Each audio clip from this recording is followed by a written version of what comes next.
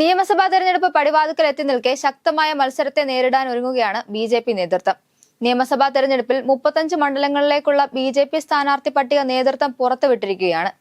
A class മണ്ഡലങ്ങളടക്കം ഈ പട്ടികയിൽ ഉൾപ്പെട്ടിട്ടുണ്ട് എന്നതാണ് പ്രധാന സവിശേഷത. നേമത്ത് ബി.ജെ.പി. സംസ്ഥാന അധ്യക്ഷൻ രാജീവ് ചന്ദ്രശേഖർ മത്സരിക്കും. വട്ടിയൂർക്കാവിൽ പ്രഥമ പരിഗണന ആർ ശ്രീലേഖയ്ക്കാണ്. അതേസമയം കഴക്കൂട്ടത്ത് വി മുരളീധരനും മഞ്ചേശ്വരത്ത് കെ സുരേന്ദ്രനും മത്സരിക്കും. ചൊവ്വാഴ്ച ചേർന്ന ബി.ജെ.പി. തെരഞ്ഞെടുപ്പ് കമ്മിറ്റിയിലാണ് സാധ്യതാ പട്ടികയ്ക്ക് രൂപം നൽകിയിരിക്കുന്നത്. ഇത് ഉടൻ തന്നെ കേന്ദ്ര നേതൃത്വത്തിന് കൈമാറും. ഓരോ മണ്ഡലത്തിലും 3 പേരുകൾ വീതമാണ് പരിഗണനയിൽ. എന്നാൽ ചില മണ്ഡലങ്ങളിലെ സ്ഥാനാർത്ഥികളുടെ കാര്യത്തിൽ ഇനിയും മാറ്റമുണ്ടാകില്ല. തിരഞ്ഞെടുപ്പിൽ മത്സരിക്കാനില്ലെന്നും പകരം തിരഞ്ഞെടുപ്പ് പ്രചരണത്തിന് നേതൃത്വം നൽകുമെന്നും party general secretary S Suresh അറിയിക്കുകയും ചെയ്തു.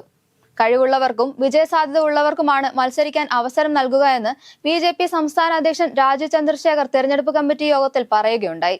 നേമത്ത് ബി.ജെ.പിക്ക് 2 മണ്ഡല കമ്മിറ്റികളാണ് ഉള്ളത്. ഈ രണ്ടിടത്തെയും ഭാരവാഹികളുടെ യോഗം ഇന്നലെ തന്നെ പാർട്ടിയുടെ സംസ്ഥാന കാര്യാലയമായ മാരാർജി ഭവനിൽ ചേർന്നിരുന്നു. ഇത്തരത്തിൽ നേമത്തിൽ മത്സരിക്കാനുള്ള ഒരുക്കവുമായി രാജീവ് ചന്ദ്രശേഖർ മുന്നോട്ടു പോവുകയാണ്. ശക്തമായ മത്സരം ഉണ്ടാകുമെന്നാണ് ഇപ്പോൾ പുറത്തുവരുന്ന സൂചനകൾ. വട്ടിയൂർക്കാവിലാണ് കെ സുരേന്ദ്രന്റെ പേര് ഉയർന്നു വന്നതെങ്കിലും അദ്ദേഹത്തോട് മഞ്ചേശ്വരം കേന്ദ്രീകരിച്ച് പ്രവർത്തിക്കാനാണ് കേന്ദ്ര ആഭ്യന്തരമന്ത്രി അമിത്ഷാ നിർദ്ദേശിച്ചിരിക്കുന്നത്. ശോഭാ സുരേന്ദ്രന് പാലക്കാട്, കായംകുളം, ഹരിപ്പാട് എന്നീ മണ്ഡലങ്ങളാണ് സാധ്യത കൂടുതലും. എം.ടി. രമേശിന് തൃശൂർ അല്ലെങ്കിൽ കോഴിക്കോട് സീറ്റ് നൽകാനാണ് നിലവിലെ ധാരണ. സി കൃഷ്ണകുമാർ മലമ്പുഴയിൽ തന്നെ മത്സരിക്കും. എ ക്ലാസ് മണ്ഡലങ്ങളിൽ വട്ടിയൂർക്കാവിലാണ് ഇപ്പോഴും ആശയക്കുഴപ്പം നിലനിൽക്കുന്നത്. ഇവിടെ നേതൃത്വം പ്രഥമ പരിഗണന നൽകുന്നത് തദ്ദേശ തെരഞ്ഞെടുപ്പിൽ ശാസ്തമംഗലം വാർഡിൽ നിന്ന് വിജയിച്ച ബി.ജെ.പി. സംസ്ഥാന വൈസ് പ്രസിഡന്റ് ആർ ശ്രീലേഖയ്ക്കാണ്. നിലവിൽ നഗരസഭാ കൌൺസിലറായ ശ്രീലേഖ അടുത്ത 5 വർഷത്തേക്ക് ഇനിയൊരു മത്സരത്തിനില്ല എന്ന നിലപാടാണ് നേരത്തെ തന്നെ അറിയിച്ചിരുന്നത്.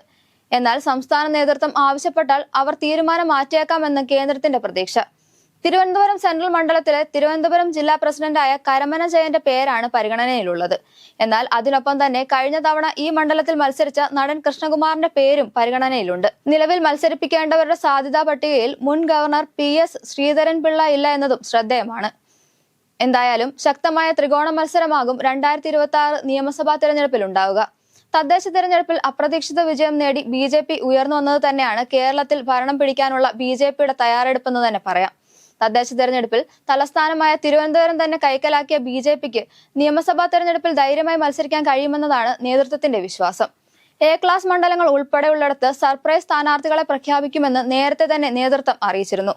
എന്നാൽ ബി.ജെ.പിയോട് ഒട്ടും വിട്ടുകൊടുക്കാതെ തന്നെ തിരഞ്ഞെടുപ്പിനെ നേരിടാൻ ഒരുങ്ങുകയാണ് കോൺഗ്രസും ഇടതുപക്ഷവും. തദ്ദേശ തെരഞ്ഞെടുപ്പിൽ ബി.ജെ.പിക്ക് അപ്രതീക്ഷിത വിജയമുണ്ടായതാണ് കേരളത്തിൽ താമര വിരിയിക്കാൻ നേതൃത്വം കച്ചകെട്ടിയിറങ്ങുന്നത്. 2021 പ്രതീക്ഷിച്ചത്ര വിജയം നേടാൻ കഴിയാത്ത ബി.ജെ.പി 2025 തദ്ദേശ തെരഞ്ഞെടുപ്പിൽ പല സ്ഥലങ്ങളും പിടിച്ചെടുക്കുകയുണ്ടായി. ഇതോടെ നേതൃത്വം ശക്തമായ തെരഞ്ഞെടുപ്പ് പരിപാടികൾക്ക് തിരികൊളുത്തിയിരിക്കുകയാണ്. ഏതായാലും 2026 നിയമസഭാ തെരഞ്ഞെടുപ്പ് കനത്ത പോരാട്ടമായിരിക്കുമെന്ന് തന്നെ പറയാം. 3 മുന്നണികളും ജനവിധി തേടുമ്പോൾ ആർക്കാകും വിജയമുണ്ടാകുക എന്നതാണ് കേരളം ഉറ്റുനോക്കുന്നത്.